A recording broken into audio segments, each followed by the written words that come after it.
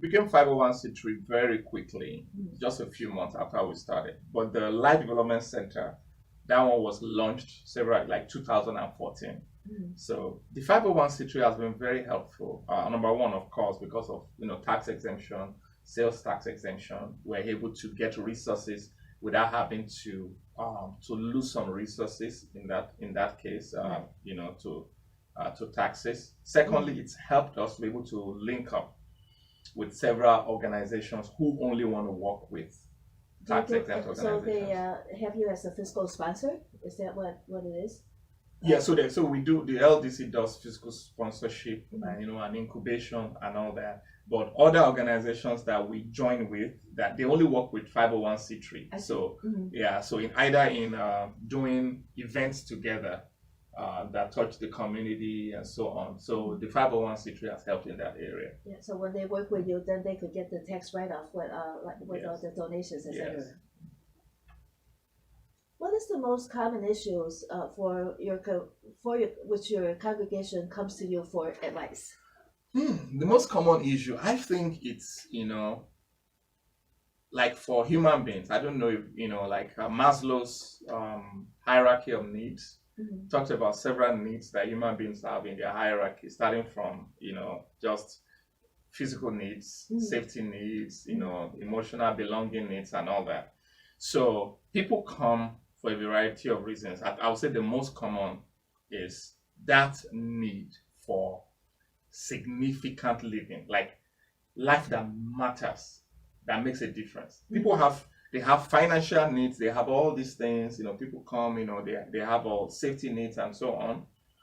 But the real depth, the real felt need is that they just want to live a life that has meaning. That has meaning in good relationships, right? And they have their needs met and they can go and fulfill the reason why they are here on the earth. So that's one of the things, I call myself a doctor for the soul. Yeah, for the soul of people, to help them find meaning, to help them find meaning in life. And then every other thing will follow. As you learn principles, your physical needs, safety needs, belonging needs, those things are met. Yeah. They're part of the purpose. Everything they could apply, whatever other aspects of their life they could apply to their purpose once they find the purpose, is what you're saying. Yes. As of now, what is the main difference that you see between your congregation, your potential congregation in Rogers Park, and your congregation in Hyde Park at City Light? Yeah, so like I said, first of all, there are two different communities of Chicago. Right. So, Kenwood, Hyde Park, Bronzeville, it's a kind of community. Rogers Park is a different kind of community. It's more diverse. Right. In Rogers Park. So one of the things we see, and you build churches, right, to minister to the community that they are in. So there are certain things that you target towards the community. So over there, the basic need when we got there was youth and children and and all that. So we invested in the African American community. So we invested in that, and thank God, for the impact and the harvest of that. In the Rogers Park community, so we see an international community, and then we see certain issues going on there, right? So this church will be different. Number one, we're building it, first of all, to be a very welcoming place for people, no matter your level of faith or no faith at all. So we have people in different things and all that, being able to come to a church with no difficulty, close to them, and also a diverse church. How difficult is it to bring in people that are not African American? It is very diverse, Yes. but how different faiths and different perspectives to also be a part of Glow Church. How difficult it is to bring others in? So I don't like the word difficult. I like challenging. Yes. So well, it's challenging, but there are certain things that you do to mitigate that challenge, and that's part of what we're doing right now. We're even training with an organization called Association of Related Churches. They are training us regarding this church plant. Yeah, and they are also supporting us with some funding. for it. They are matching whatever anybody gives up to $50,000, towards the church, and they are training us. So one of the things about a diverse church is that the church has to be from ground, open to everyone, and you have to have leadership that reflects all the people, and at least most of all the people that you want to come in, their demography and their levels. So that's why we're taking time to build the launch team before we launch publicly. Right. And that launch team is going to have people that when you come to the church, you can see somebody that looks like you. The Association of Related Churches, this is the first time we heard of that. What could you describe a little bit about that association? It's an interesting organization. So they help churches launch. They've been doing it for several years right now, and they have over 90% success in church launches. It started with an individual who thought, what if I put some money together and give it to somebody to plant a life-giving church in one city? Then when that church becomes strong, that church will now also start giving some money that will be used to give to somebody else to plant another life-giving church in another place. So over time right now, there are several churches who have been helped to start, and they are now all giving towards them. Is the association based in Chicago? Where is it based? It's based in Alabama. Alabama, in Birmingham. And it was there. It came into existence after you started the City Light Church. Yes, it came in after the City Light Church. So City Light Church now joins them. We also support the other churches that are launching. Right. But now we're launching a new church from them also with that model. So when Glow Church starts, it's also going to, part of its income is also going to be going to launch other churches in other places to help somebody like us who's about to start. Yeah. So was Glow Church your idea, or was the Glow Church a part of your meeting with the? Oh no, it was an idea. So we had the vision before we met with them.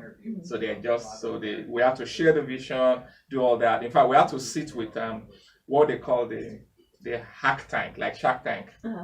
So it was the hack tank, like Association of Related Churches hack tank, and we have to share the vision, my wife and I, and the business people. This is good, this is and they say, okay, now we're going to support you. So we have to convince them with a vision that this is something worth supporting. Do you know how many churches there are in that association? I will have to check that, but I know they have hundreds of churches in different parts of the United States, and now they also have internationally now in Canada and other places that they are helping churches to launch. So when you visit Africa, are you bringing leads to them as well from Africa? Am I bringing leads? Yes, like leads to maybe other churches that want to establish in Africa. I would love to do that. I've not done that yet, but I would love to do that after we launch. Yeah, of course. Yes. Yeah, now it's still a big project. Yeah. What are the main needs for the City Light Church, the congregation over there? Okay. So the people or the community? Both. Yeah. Okay. Yeah. So separately, if they're different. Yeah. So first of all, let's talk about the community. So the Bronzeville area is undergoing a lot of changes now. So when we first moved there, it was more low to mid income with a few, but now it's changed. Gentrifying? Yeah, it's gentrified. Yeah. So the houses are expensive and all that. So that's one need of people. Secondly, in other words, you're saying that the people are having trouble finding affordable housing because it's gentrifying. Exactly. People are having to move, away and all that. Yes. So move around the community there. Also, the issue of violence is still ongoing. In there, just like what's been going on in Chicago, which I believe is it's just it's a manifestation of it's a symptom of a deeper issue. So, and the deeper issue that I believe, first of all, is people's meaningful living, love shown, and family. And plus a lot of governmental issues that have happened over the past, racial issues and all that. So, still a need is still a community that is united and families that are built up. So those same needs translate into the church, since the church is part of the community, and that's what we're addressing. Find your purpose, find your place, find your people, find your power. Yeah. What about in Rogers Park? How is that different from Hyde Park and Brownsville. Yeah, so there are certain similar issues, yes, even though they are expressed in a different way in Rogers Park. So so Rogers Park is a more sort of established community in the sense that a lot of new development are taking place in Brownsville. So Rogers Park is like not much new development, are taking place yet. So it's a community that has things established that now need to be maximized. The potentials, they need to reach their potentials, right? And then because of the diversity of people, there's a diversity of issues, and expressed in people. Some people are just coming in, like refugees that are just coming in, immigrants that are coming in that they have issues, and then those who have been long-term residents, and then you have East Rogers Park, West Rogers Park. So there are a bunch of things in there that are mixed, but the focus will be young people, will be people who are committed to the development of the potential, of the place, about leadership, and both just those who are not in leadership, civic leadership, helping to develop leadership in there, but most importantly, creating a family of people who are from diverse backgrounds, but they have one vision of making a difference. So you're trying to find family leaders and then also youth leaders. Yes. Yeah, yes. Or helping to cultivate such leaders, family leaders, community leaders, and so on. Yes. WZRD is assessing the community for its quarterly issues, which is FCC mandated for as non-entertainment programming. So what WZRD do, all the on-air DJs, they have to find an issue and then or have an issue that's presented to them like about 5, and that they do a little segment on and is submitted to the FCC. Okay.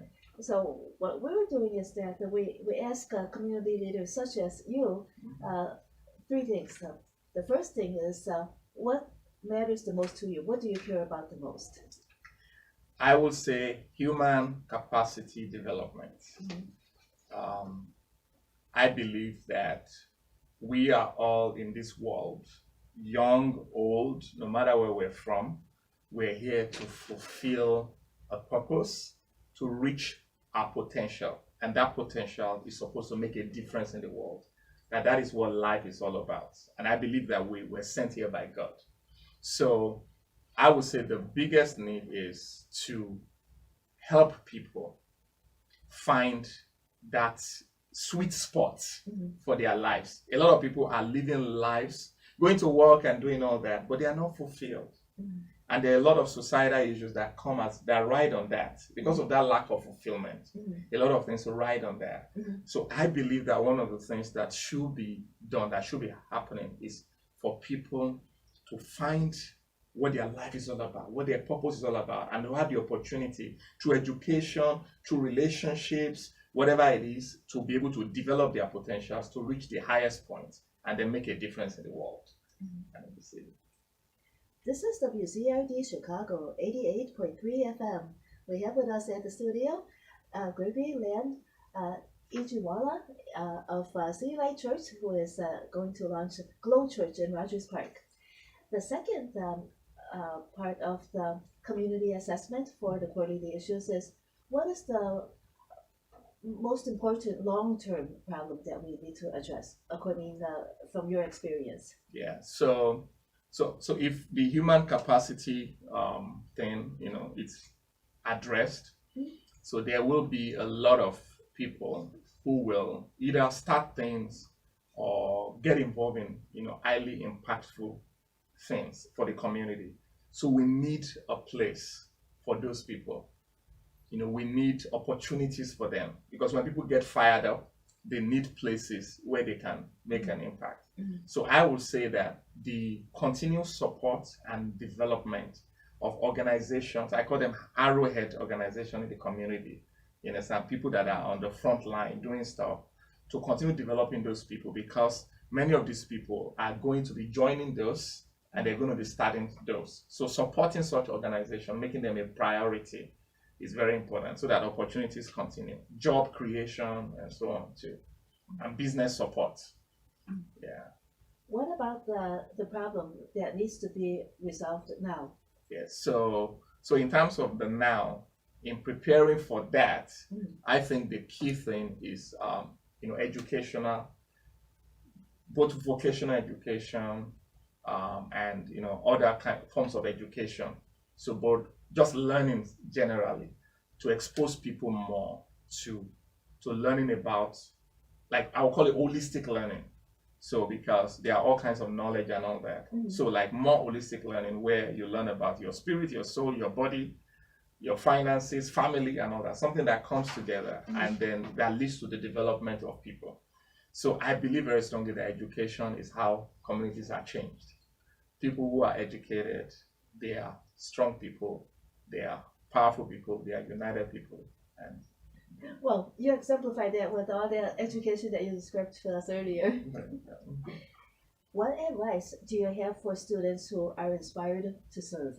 Yes, I will tell students, when I was a student, service was one of the things that I would say was my mainstay, apart from my studies. And I look back now and I'm very grateful that I did that, because the most important thing that that can happen to you when you are involved in anything is not necessarily what you are getting physically, but who you are becoming. Service turns you into somebody else. It turns you into a person of impact, a person who understands what is going on. When you get involved in needs, you understand, you become more empathic towards people because you can see how things are going on. You become compassionate. So I want to encourage students, apart from their studies, to make sure that they are developing themselves holistically. Join community organizations like Glow Church, let me put a shout out there, or the Life Development Center, the South Side, that are touching people. I'm excited. We have some University of Chicago students that are helping us to develop our strategic plan and all that right now. They are called the Campus Catalyst team. So helping us there on the South Side. So students, should get involved, because students are very skillful. They can apply what they are learning right now in the community in real life. So to join such organizations, make service, part of their life plan. What was your first volunteer service? That's a long time ago. First, I would say my story is very interesting, because from my elementary school to high school and all that, I was placed in leadership position. So something they used to do in Nigeria, they call them, and they do it in England, so the prefect system, and they call them class monitors or class captains. So they will call somebody from the class, and you're going to be the one responsible for all the other students.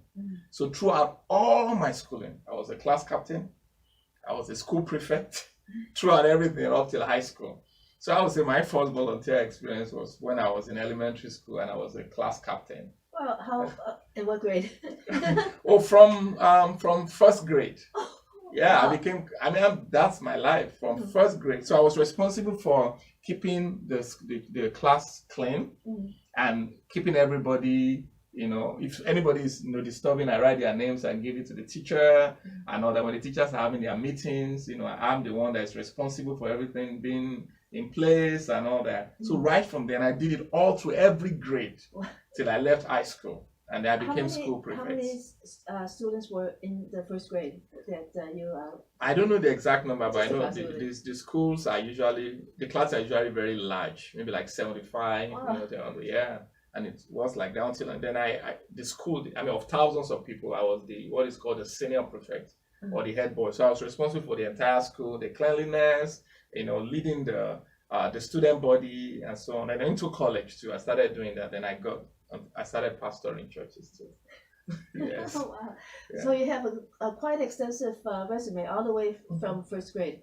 Well, sometimes I wish I didn't have that. I'm like, why is my life like that? I'm glad. Well, thank you so much for joining WZRD Chicago 88.3 FM. Pastor Gregory Lan Ijiwola of City Light Church and soon to be launching Glow Church in Rogers Park. Thank you so much for having me. Thank It's you. been a great time. Thank you. Appreciate it. Pastor Gregory, how you doing? I am good. Nice to see you. Thank you. It was a great interview from what I saw. I loved it. She's Yeah. so good. Oh, yes, she is. She's so good. Wow. Yeah, I'm very lucky. So, yeah, you Well, are you're lucky lucky too. indeed. You got to interview her. Yeah, that was so good. And people were texting me. Oh, You yeah? know, I was getting texts from people that were listening. Mm-hmm. Yeah. Oh, cool. Yeah. Awesome. Oh, thank you so much. That was so much fun. Mm-hmm. So the camera is still running. You could switch it off. I I got don't it. have to do that much. Okay. Cutting later. So that was Pastor Gregory. It's right behind me. And I'm the Wizard, WZRD. And his church is a member of the Rogers Park Chamber of Commerce. We support him all the way. Yes. He's a community builder. And so we're community builders too. And that's why we're working together. And that's how it goes. Yes, thank you so much. Yes. Thanks for your support. I Let's, appreciate it. Let's have a photo shoot as well. Okay. Yes. Okay, let me cut this. Finalize.